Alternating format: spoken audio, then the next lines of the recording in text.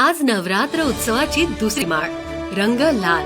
आणि आज आपल्या भेटीस येणार आहेत रुपालीताई चाकणकर, शेतकरी कन्या ते महाराष्ट्र राज्य महिला आयोग अध्यक्ष.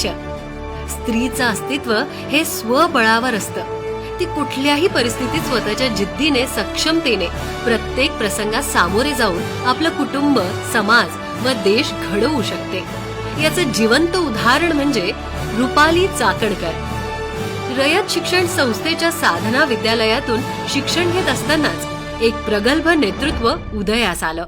स्पर्धा परीक्षेचा अभ्यास करत असतानाच समाज कल्याणाची गोडी लागली आणि त्यातूनच महिला सक्षमीकरण यासाठी गेली 16 वर्ष त्या सतत कार्यरत आहेत.